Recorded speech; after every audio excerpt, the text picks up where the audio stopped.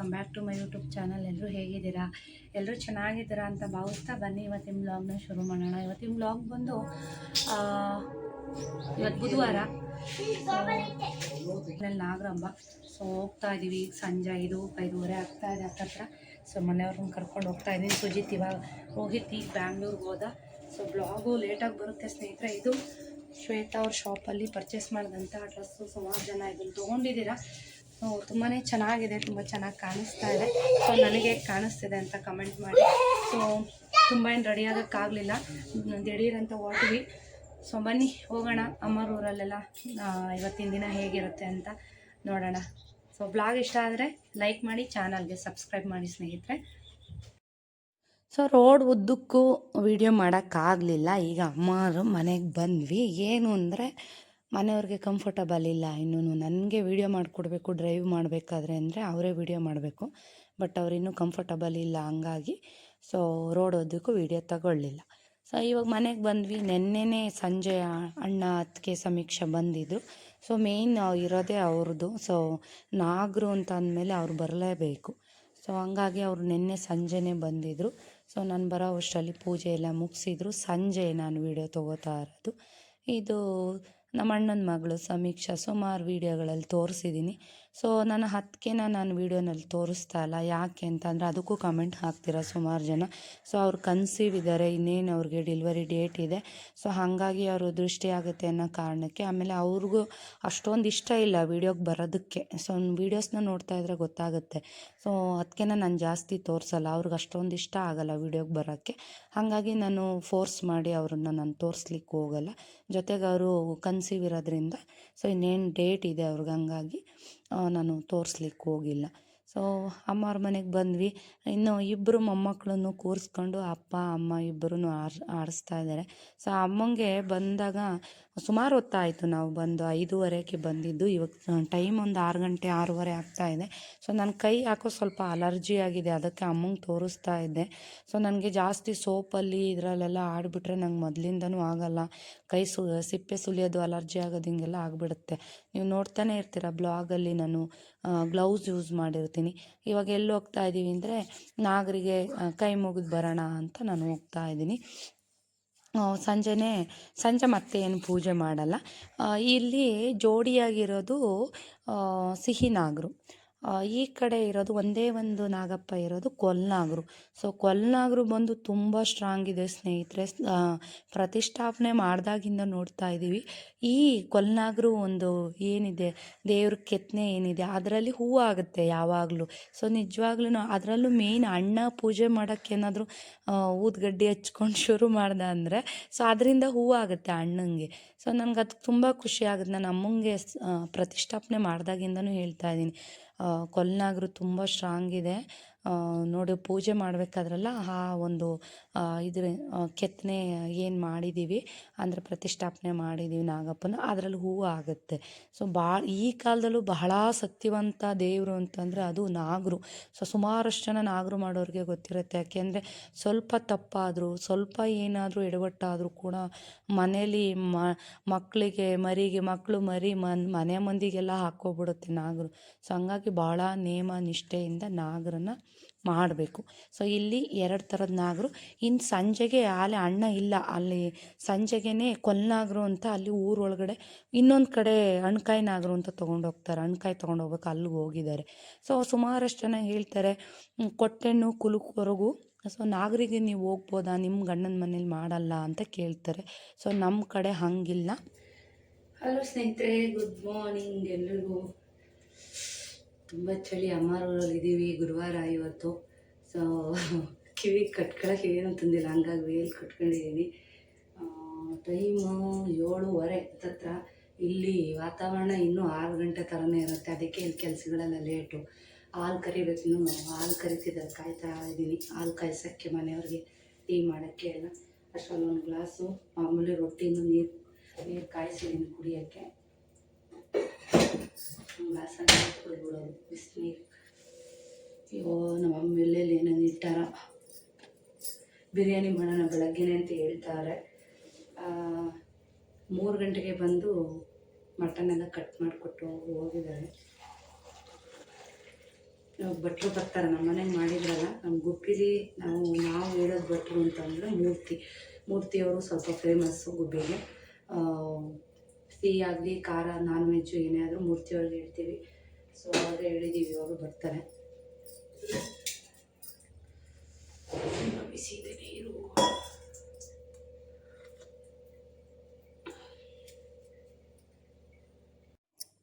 So ನಮ್ಮ ಕಡೆ ಹಂಗಿಲ್ಲ. ನಮ್ಮ ಕಡೆ ಹೆಂಗೆ ಅಂದರೆ ನಮ್ಮ ಊರಲ್ಲೆಲ್ಲ ಹಣ್ಕಾಯಿ ನಾಗರಿಗೇ ಹೆಣ್ಮಕ್ಳು ಬರಬೇಕು. ಸೊ ನಾವು ಎಲ್ಲರೂ ಬರಬೇಕು, ಹೆಣ್ಮಕ್ಳು ಎಲ್ಲರೂ. ಸೊ ಸುಮಾರಷ್ಟು ಕಡೆ ಆ ಥರ ಇಲ್ಲ, ಬಟ್ ನಮ್ಮ ಕಡೆ ಹೆಣ್ಮಕ್ಳು ನಾಗರಿಗೆ ಬಂದೇ ಬರಬೇಕು. ಸೊ ಇದು ನಮ್ಮೂರಿನ ಪದ್ಧತಿ. ಸೊ ನಾವು ಕೂಡ ಹೆಣ್ಮಕ್ಳು ಅವ್ರ ವಂಶದ ಕುಡಿನೇ ಅಲ್ವಾ. ಸೊ ಹಾಗಾಗಿ ನಮಗೇನು ನಾಗರ ಹಾಕ್ಕೊಳ್ಳೋದು ಹಿಂಗೆಲ್ಲ ಯಾವತ್ತೂ ಆಗಿಲ್ಲ, ಯಾಕೆಂದರೆ ನಾವು ಮದುವೆ ಆದಾಗಿಂದನೂ ಬರ್ತೀವಿ. ಸೊ ಸುಮಾರಷ್ಟು ಜನಕ್ಕೆ ಅದು ಇದೆ ಪದ್ಧತಿ, ಬಟ್ ನಮ್ಮ ಕಡೆ ಅದಿಲ್ಲ. ಇನ್ನು ಬನ್ನಿ, ಇನ್ನು ಇವತ್ತು ಗುರುವಾರದ ಬ್ಲಾಗ್ನ ಹಾಗೇ ಶುರು ಮಾಡ್ತಾ ಇದ್ದೀನಿ. ಸೊ ಇಲ್ಲಿ ಬೆಳಗ್ಗೆ ಎದ್ದಿದ ತಕ್ಷಣ ಇಲ್ಲಿ ನೋಡಿ ಬನ್ನಿ, ಹಳ್ಳಿ ವಾತಾವರಣ ಹೀಗೆ ಇರುತ್ತೆ. ಸೊ ನಮ್ಮಪ್ಪ ನಮ್ಮಮ್ಮ ಏನು ಮಾಡ್ತಿದ್ದಾರೆ ಅಂತ ನೋಡೋಣ ಅಂತ ಕ್ಯಾಮ್ರಾ ಎತ್ಕೊಂಡು ಬಂದೆ, ಫೋನ್ ಎತ್ಕೊಂಡು ಬಂದರೆ ಆಲೆ ಸುಜಿತ್ತು 5:15 ಎದ್ದು ತಾತ ಅಜ್ಜಿ ಜೊತೆ ಹಾಜರು.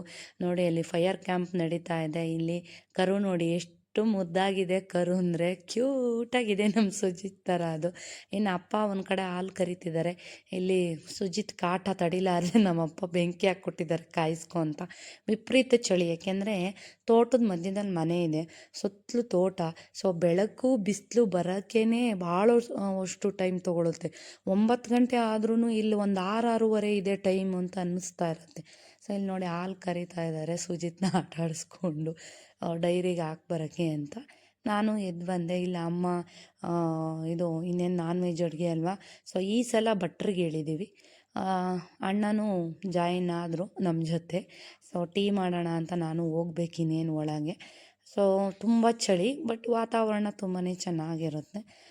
ಇವೆಲ್ಲ ಇತ್ತೀಚೆಗೆ ಇಟ್ಟಿದ್ದು ಗಿಡಗಳು, ಆದರೂ ನಮ್ಮಪ್ಪ ಮಾಡೋ ಮೇಂಟೆನೆನ್ಸ್ಗೆ ಎಷ್ಟು ಬೇಗ ದೊಡ್ಡವಾಗ್ಬಿಟ್ಟಿದೆ ನೋಡಿ. ನಾನಾಲೆ ಮನೆಯವ್ರಿಗೆ ಹುಷಾರಿಲ್ಲ ಅಂತ ಒಂದು 3 ತಿಂಗಳೇ ಆಗಿತ್ತೇನಪ್ಪ, ಅಮ್ಮವ್ರ ಮನೆಗೆ ಬಂದೇ ಇರಲಿಲ್ಲ. ಈಗ ಬಂದಿಲ್ಲೆಲ್ಲ ಸುತ್ತಾಡ್ತಾ ಇದ್ದೀನಿ. ಸೊ ಚೆನ್ನಾಗಿದೆ ತೋಟ ಎಲ್ಲ ಮನೆ ಹಿಂದೆ, ತುಂಬ ಚೆನ್ನಾಗಿದೆ. ಅಂದರೆ ನಂಗೆ ಕಿವಿಗೆ ಏನು ಕಟ್ಕೊಳಕ್ಕೆ ತಂದಿರಲಿಲ್ಲ, ತುಂಬ ಚಳಿ ಆಗ್ತಿತ್ತು. ಹಂಗಾಗಿ ಇರೋ ವೇಲನ್ನೇ ಸುತ್ತಕೊಂಡು ಓಡಾಡ್ತಾ ಇದ್ದೀನಿ. ಇನ್ನು ಪ್ರತಿ ವರ್ಷ ಅಮ್ಮ, ನಾನು, ನಮ್ಮ ಅತ್ತಿಗೆ ಎಲ್ಲರೂ ಸೇರ್ಕೊಂಡು ಅಡುಗೆ ಮಾಡ್ತಾಯಿದ್ವಿ. ಈ ಸಲ ನಾನು ಹೇಳಿದ್ನಲ್ಲ, ನಮ್ಮ ಅತ್ತಿಗೆ ಕನ್ಸೀವ್ ಇರೋದ್ರಿಂದ ಸೊ ನಾನು ಮನೆಯವ್ರಿಗೆ ಸ್ವಲ್ಪ ಹುಷಾರಿರಲಿಲ್ಲ ಅಂತ ನಾನು ಬರಲಿಲ್ಲ ಬೇಗ. ಹಂಗಾಗಿ ಅದಕ್ಕೆ ನಮ್ಮ ಮನೆಗೆ ಬರ್ತಾರಲ್ವ ಮೂರ್ತಿ ಅಡುಗೆ ಮಾಡೋದಕ್ಕೆ, ಅವ್ರಿಗೇ ಹೇಳಿದ್ವಿ. ಈ ಸಲ ನಮ್ಮ ಮನೆಗೆ ನೋಡಿರ್ತೀರ, ನಮ್ಮ ಮನೆ ಪಕ್ಷದ ಹಬ್ಬದೆಲ್ಲ ಅಡುಗೆ ಮಾಡಿಕೊಡ್ತಾರಲ್ವ, ಅವ್ರಿಗೆ ಹೇಳಿದ್ವಿ. ಸೊ ಅವರು ಬಂದಿದ್ದರು. ಅಂದರೆ ಒಂದು ಮಧ್ಯಾಹ್ನ 12 ಗಂಟೆ 12:15 ಬಂದರು. ಬಟ್ ಅಮ್ಮಂಗೆ ಸ್ವಲ್ಪ ರಿಸ್ಕ್ ಕಮ್ಮಿ ಆಯಿತು, ಇಲ್ಲಾಂದರೆ ಭಾಳ ಕೆಲಸ ಆಗೋದು ಅಡುಗೆ ಮಾಡಲಿಕ್ಕೆ. ಒಂದು 40-45 ಜನಕ್ಕೆ ನಾವು ಅಡುಗೆ ಮಾಡಲೇಬೇಕು, ಯಾಕೆಂದರೆ ನಾಗರಹಬ್ಬ ಮತ್ತು ಹಾಲ್ಕೊಂಬೆ ಅಮ್ಮನ ಜಾತ್ರೆಗೆ ನಾವು ಎರಡೂ ಗ್ರ್ಯಾಂಡಾಗಿ ಮಾಡ್ತೀವಿ. ಸೊ ನಮ್ಮ ಊರಲ್ಲೆಲ್ಲ ಹಾಗೇ. ಸೊ ಹಂಗಾಗಿ ಒಂದು 40-45 ಜನಕ್ಕೆ ಅಡುಗೆ ಮಾಡಲೇಬೇಕು. ಸೊ ನೋಡಿ ಅಪ್ಪ ಹೊಸ್ದಾಗಿ ಕೋಳಿಗೆ ಈ ಥರ ರೆಡಿ ಮಾಡಿಸಿದ್ದಾರೆ. ಯಾಕೆ ಅಂದರೆ ಇತ್ತೀಚೆಗಲ್ಲ ಮೊದಲಿಂದನೂ ಚಿರತೆ ಬಂದು ಕೋಳಿನೆಲ್ಲ ಹಿಡ್ಕೊಂಡು ಹೋಗ್ತಿತ್ತು ಒಂದು. ಇನ್ನು ನಾಯಿಗಳ ಹಾವಳಿ, ಕೋಳಿನ ಎಲ್ಲ ಕಚ್ಚಿ ಎಲ್ಲ ತಿಂದು ಹಾಳು ಮಾಡಿಬಿಟ್ಟಿದ್ರು. ಸೊ ನಮ್ಮ ಮನೆಯವ್ರಿಗೆ ಹೇಳಿ ಈ ಥರ ಮಾಡಿರಿ ಕೋಳಿಗೆ ಅಂತ ಹೇಳಿದ್ದಕ್ಕೆ ಅಪ್ಪ ಫೈನಲಿ ಈ ಥರ ರೆಡಿ ಮಾಡಿಸಿದ್ದಾರೆ.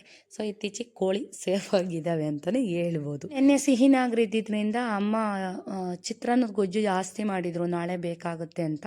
ಸೊ ಅದಕ್ಕೆ ರೈಸ್ ಮಾಡೋಣ ಅಂತ ಬಂದೆ. ಜೊತೆಗೆ ಬಿರಿಯಾನಿ ಮಾಡು ಅಂತ ಅಂದರು. ಹಂಗಾಗಿ ಅದಕ್ಕೆ ಎಲ್ಲ ಸ್ವಲ್ಪ ಹಚ್ಕೊಂಡು ರೆಡಿ ಮಾಡ್ಕೊಳ್ಳೋಣ ಅಂತ ಬಂದಿದ್ದೀನಿ. ಸೊ ರೈಸ್ ಮಾಡಿಟ್ಬಿಡೋಣ ಫಸ್ಟು ಅಂತ. ಸೊ ಇನ್ನು ಹೊರಗಡೆ ಎಲ್ಲ ನಮ್ಮಮ್ಮ ನಮ್ಮ ಅಪ್ಪಂಗೆ ಹೆಲ್ಪ್ ಮಾಡೋದು, ಹಾಲು ಕರಿಯೋಕ್ಕೆ ಇದೆಲ್ಲ. ಸೊ ಹೇಳಬೇಕು ಅಂದರೆ ನಮ್ಮ ತಂದೆ ರಿಟೈರ್ಡ್ ಆದಮೇಲೆ ನಾವು ಹಳ್ಳಿ ಕಡೆ ಶಿಫ್ಟ್ ಆಗಿದ್ದು. ಬಟ್ ನಮ್ಮ ತಂದೆ ನಮ್ಮ ಅಮ್ಮ ಯಾರೂ ಕೂಡ ನಮಗೆ ಇದುವರೆಗೂ ತೋಟದ ಕೆಲಸ ಆಗಲಿ, ನನಗೆ ಗೊತ್ತೇ ಇಲ್ಲ ತೋಟದ ಕೆಲಸ ಹೆಂಗಿರುತ್ತೆ.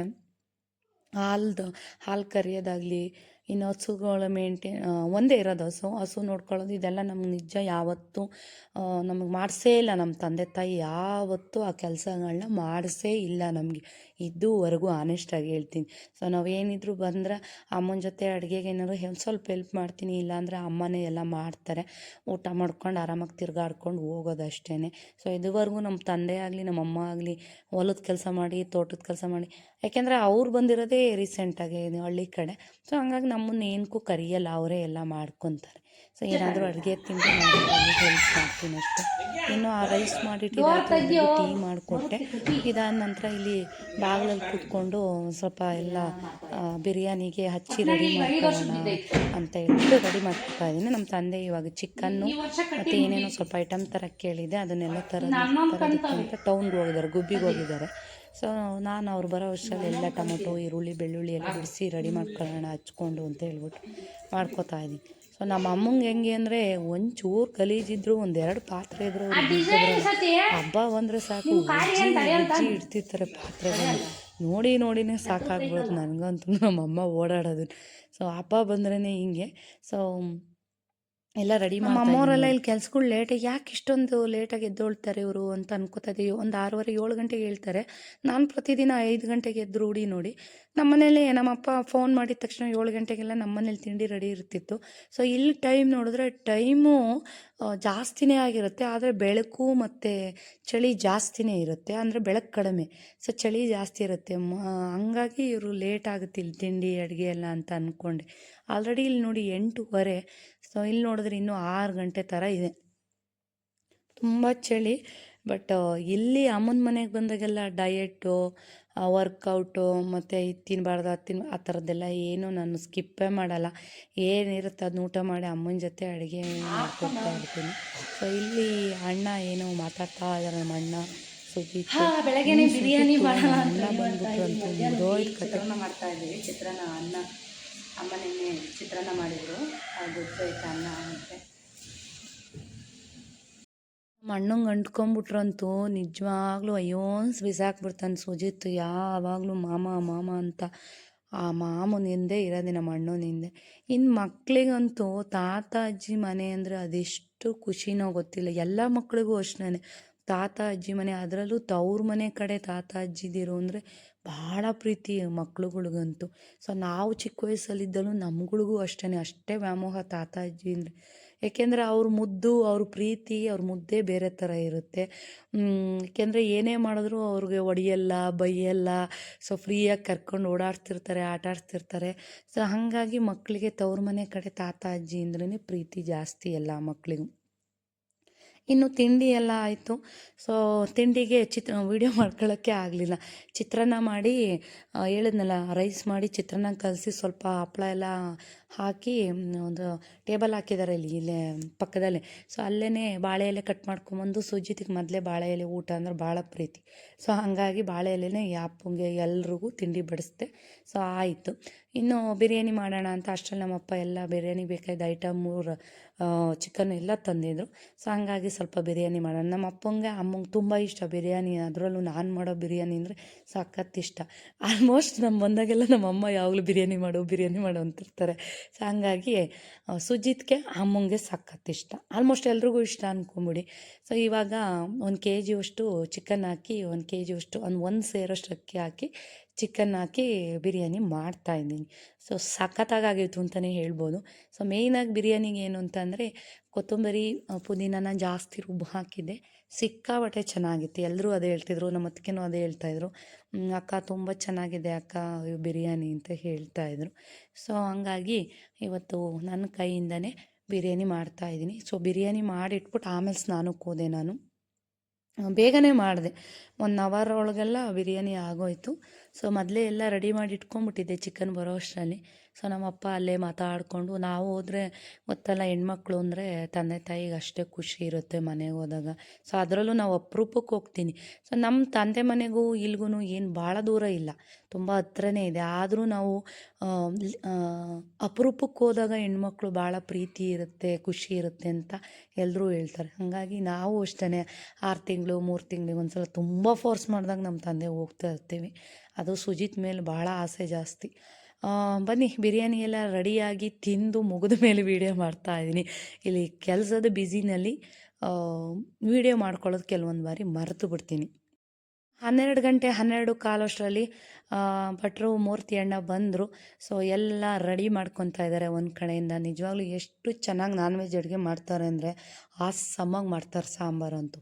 ಇನ್ನು ವೆಜ್ಜು ಅಷ್ಟೇ, ನಾನ್ ವೆಜ್ಜು ಅಷ್ಟೇ, ವೆಜ್ಜು ಅಷ್ಟೇ, ಯಾವುದೇ ಸ್ವೀಟ್ಸ್ ಹೇಳಿ. ಸೊ ಆಲ್ಮೋಸ್ಟ್ ನಮ್ಮ ಮನೆಗೆ ಏನೇ ಫಂಕ್ಷನ್ ಆಗಲಿ ವೆಜ್ಜು ನಾನ್ ವೆಜ್ ಎಲ್ಲ ಈ ಮೂರ್ತಿ ಅಣ್ಣನೇ ಮಾಡೋದು. ಅಷ್ಟು ಚೆನ್ನಾಗಿ ಮಾಡ್ತಾರೆ ನಿಜವಾಗ್ಲೂ. ನಮ್ಮ ಗುಬ್ಬಿನಲ್ಲಿ ತುಂಬ ಜನ ಫೇಮಸ್ ಆಗಿರೋಂಥ ಭಟ್ರುಗಳಿದ್ದಾರೆ. ಆ ಲೀಸ್ಟಲ್ಲಿ ಇವರು ಕೂಡ ಒಬ್ಬರು. ಎಷ್ಟು ಬೇಗ ಅಡುಗೆ ಮಾಡ್ತಾರೆ ಅಂದರೆ ಅಷ್ಟೇ ರುಚಿಯಾಗಿರುತ್ತೆ, ಅಷ್ಟು ಟೇಸ್ಟಿಯಾಗಿ ಸಖತ್ತಾಗಿ ಮಾಡ್ತಾರೆ ಮಾತ್ರ ಅಡುಗೆ ಮಾತ್ರ. ಸೊ ಪ್ರತಿ ವರ್ಷ ನಾನು ಹೇಳಿದ್ನಲ್ಲ, ಅದಕ್ಕೆ ನಾನು ಅಮ್ಮ 3 ಜನ ಸೇರ್ಕೊಂಡು ಶೇರ್ ಮಾಡ್ಕೊಂಡೆಲ್ಲ ಮಾಡ್ತಿದ್ವಿ. ಸೊ ಈ ಸಲ ಆಗಲಿಲ್ಲ. ಸೊ ಹಂಗಾಗಿ ಪ್ರತಿ ವರ್ಷ ಈಗ ಇವ್ರಿಗೆ ಹೇಳೋಣ ಅಂತ ಅಮ್ಮ, ಯಾಕೆಂದರೆ ಅಡುಗೆ ತುಂಬ ಚೆನ್ನಾಗಿ ಮಾಡ್ತಾರೆ. ಒಂದು ಅಮ್ಮಂಗೆ ಸ್ವಲ್ಪ ಕೆಲಸ ರಿಸ್ಕ್ ಆಗುತ್ತೆ, ಯಾಕೆಂದರೆ ಏಜ್ ಆಗ್ತಾ ಆಗ್ತಾ ಆಗಲ್ಲ ಕೆಲಸಗಳು ಮಾಡೋಕ್ಕೆ. ಈವನ್ ನಮ್ಗಳಿಗೆ ಆಗಲ್ಲ ಪಾಪ. ಅದರಲ್ಲೂ ನಮ್ಮಮ್ಮ ಇಷ್ಟೆಲ್ಲ ಮೇಂಟೈನ್ ಮಾಡ್ತಾರೆ. ಸೊ ಹೇಳಬೇಕು ಅಂದರೆ ನಮ್ಮ ಅತ್ತಿಗೆ ಕೈಲೂ ಒಂದು ಕೆಲಸ ಮಾಡಿಸಲ್ಲ ನಮ್ಮಮ್ಮ, ನನ್ನ ಕೈಲೂ ಒಂದು ಕೆಲಸ ಮಾಡಿಸಲ್ಲ, ಎಲ್ಲ ಅವರೇ ಮಾಡ್ತಿರ್ತಾರೆ.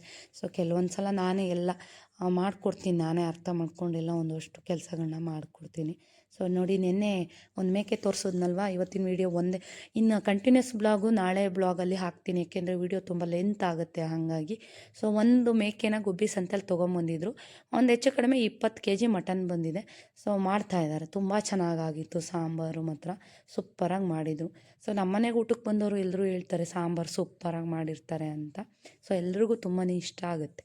ಸೊ ಈ ಅಣ್ಣ ಅಂತೂ ನಮ್ಮ ಮನೇಲಿ ಏನೇ ಫಂಕ್ಷನ್ ಕೇಳಿದ್ರು ಪಾಪ ಇಲ್ಲ ಅನ್ನೋದೇ ಇಲ್ಲ, ಆರಾಮಾಗಿ ಬಂದು 1 ಗಂಟೆ ವರ್ಷದಲ್ಲಿ ಅಡುಗೆ ಮಾಡಿ ರೆಡಿ ಮಾಡಿ ಮುದ್ದೆ ಅನ್ನ ಎಲ್ಲ ಮಾಡಿ ರೆಡಿ ಮಾಡಿ ಹೊರಟ್ಬಿಡ್ತಾರೆ. ಆಮೇಲೆ ಇನ್ನೊಂದು ಏನು ಅಂದರೆ, ಯಾವುದ್ಯಾವುದಕ್ಕೆ ಏನೇನು ಹಾಕ್ತೀವಿ ಅಂತ ಕೇಳಿದ್ರು ಕೂಡ ಒಂದು ಸಲ ನೋಡಿ ಹೇಳ್ತಾ ಇದ್ದಾರೆ, ನಾನು ಕೇಳ್ತಾ ಇದ್ದೀನಿ. ಒಂಚೂರು ಬೇಜಾರು ಮಾಡ್ಕೊಳ್ಳಲ್ಲ, ಎಲ್ಲನೂ ಹೇಳ್ತಾರೆ ಏನೇನು ಅಡುಗೆಗೆ ಹಾಕ್ತೀವಿ ಏನು ಅಂತ. ಸೊ ನಿಮ್ಗೆ ಯಾರಿಗಾದ್ರೂ ಅಡುಗೆ ಆಲ್ಮೋಸ್ಟ್ ಗೊತ್ತೇ ಇರುತ್ತೆ ಗುಬ್ಬಿಲಿ ಎಲ್ರಿಗೂ. ಸೊ ನಿಮ್ಗೆ ಯಾರಿಗಾದ್ರೂ ಇಂಟ್ರೆಸ್ಟ್ ಇದ್ದರೆ ಸೊ ಇವ್ರ ಕೈಲಿ ನೀವು ಅಡುಗೆನ ಮಾಡಿಸ್ಕೋಬೋದು. ಇನ್ನು ಮಧ್ಯಾಹ್ನ ಅಂದರೆ ಒಂದು 1 ಗಂಟೆ ಆಗಿತ್ತು ಅಂದ್ಕೊಳ್ಳಿ.